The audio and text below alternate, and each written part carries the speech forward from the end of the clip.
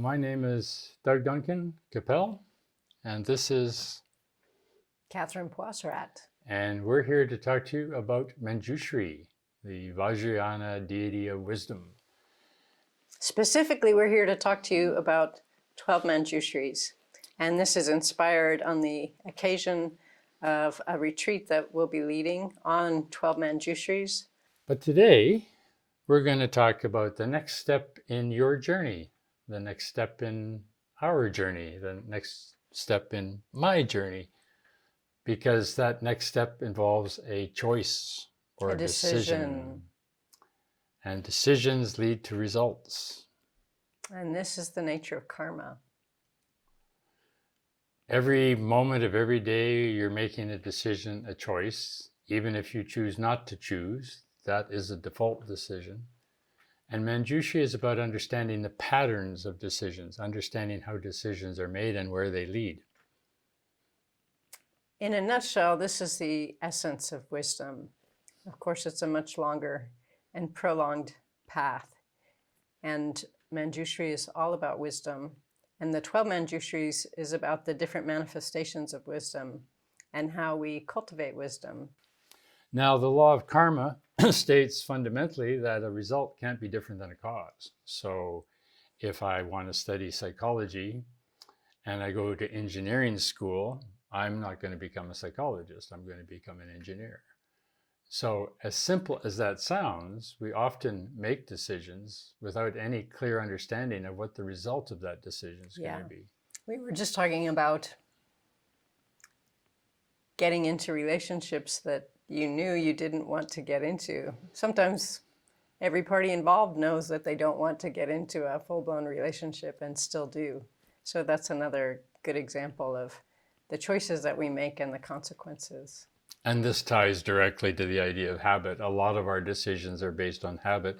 We don't think we're making a decision, but we are. We go to get that Starbucks Americano, or we go to the same kind of movie every time we choose a movie, or we eat the same food all the time. We're not making a decision necessarily to do that, but the result is we have the same meal we had before. So with understanding wisdom is understanding where a particular set of patterns of decisions or choices lead you. And then that divides Manjushri into his two aspects. And we say his metaphorically, because Manjushri as an archetype doesn't have a gender. So on that note, Manjushri is a bodhisattva, and a bodhisattva is a trainee Buddha. A bodhisattva is a person working to become a Buddha. The Buddha here is a metaphor for wisdom, and the bodhisattva is a metaphor for training or education. And that's the bodhisattva vow, and you may have taken the bodhisattva vow, and you may be a bodhisattva, a Buddha in training. So as a bodhisattva, Manjushri is making decisions, he's making judgments. She is recognizing differences in what this decision will lead to compared to what that decision will lead to. So this is why we introduce this chat with you today to talk about the next step in your journey, because that's a Manjushri moment. Every time you decide something, you're making a Manjushri decision, whether you know you're deciding or not. And those patterns play out in our habits. So the habits we have are the habits we have because we make the same decisions.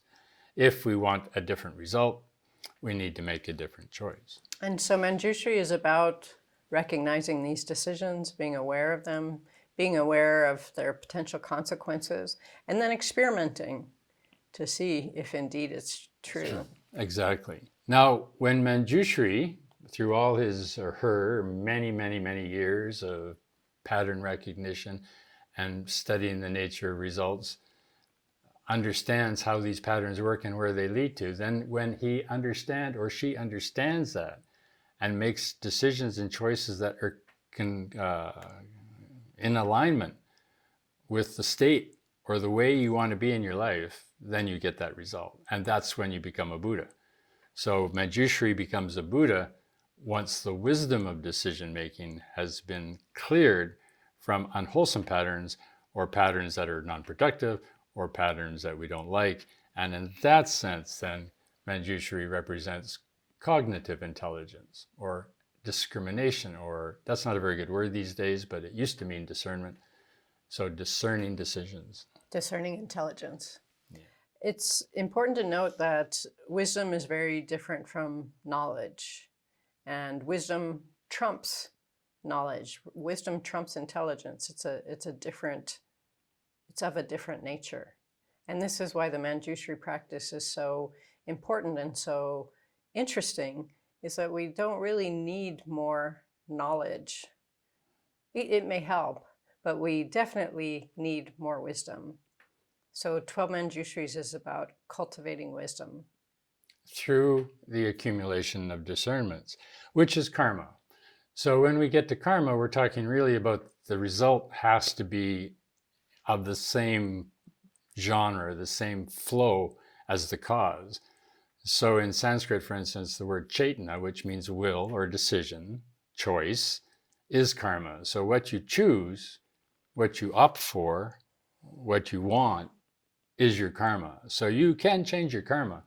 Karma is very changeable, but probably you're going to have to change some habit patterns that aren't conducive to wisdom. They're only conducive to maybe satisfaction in the moment or temporary pleasure, which doesn't necessarily lead to wisdom.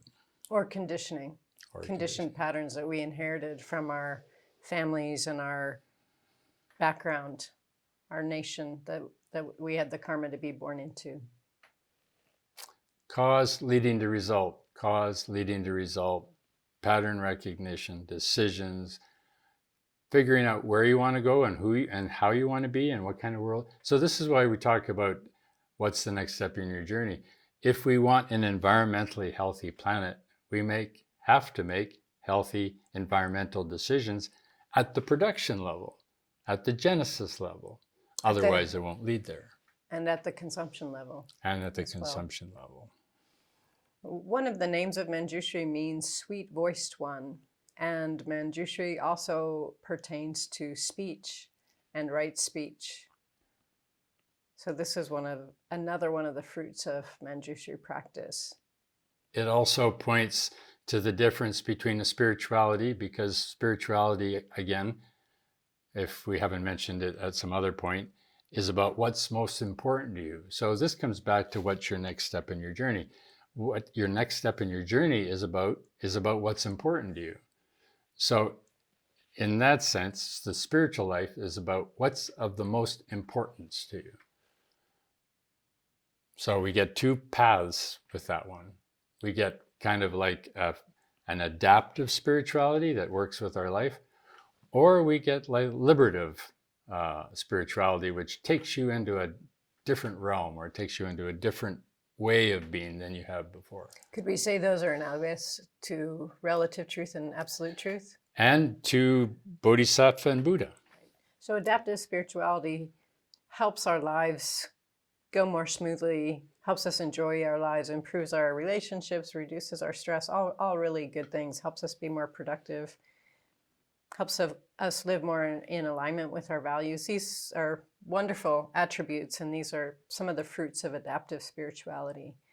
And then there's liberative spirituality, which is really beyond that, really about freedom from conditioned patterns, freedom from suffering, and the ability to help others be liberated from suffering as well. And the amazing thing about this is it's perfectly natural. As a child, you crawled. That's adaptive spirituality. You're crawling. But at some point you stood up and you started to walk. That's liberative. That's a change of structure. It's a whole different stage change. And then you learn to talk. This is a revolution.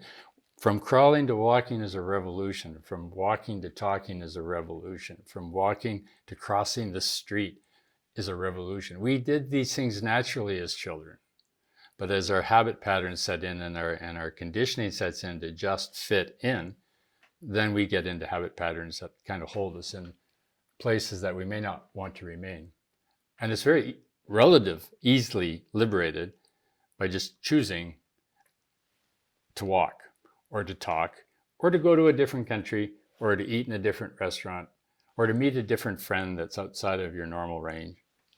Right. As adults, we make these choices, these discernments consciously, or we can. We don't necessarily. But that's what our spiritual practice is about making it conscious. Learning a new language is a liberative act because it takes you out of your own language, and you have to learn how to adapt and meld and learn the structures of this other language. That's a huge revolution in the brain. Manjushri is also known for being a light in the darkness, which is something I think we all aspire to be in this day and age. Now we're talking, so this is very analytical, but the practice of Manjushri as a meditation is more, what's the opposite of analytical? Intuitive. Intuitive, or more right brain compared to left brain, more artistic compared to intellectual. So the practice of Manjushri is a mantra and a visualization and the idea of a picture looking like a human being so we can relate to it, but really representing an archetype. And as we said at the beginning, the archetype that Manjushri embodies is wisdom, working from the bodhisattva point of decision. So decision to wisdom, decision to wisdom. And this is the practice of the 12 Manjushris. Yeah, the visualization is a very creative practice. Yeah. And it keeps you from thinking, because now you've got a mantra going, you've got a visualization going, you've got an understanding, you're calculating, you're working at recognizing your decisions quietly. So in that sense, there are 12 Manjushris, which is, again, a metaphor for millions of Manjushris. Reduce them to 12 so we can relate to it. 12 Manjushris for 12 different paths, 12 different kinds of discernment. And as you gather more data, you start to glean wisdom. So join us October 6th to 22nd for this retreat on 12 Manjushris.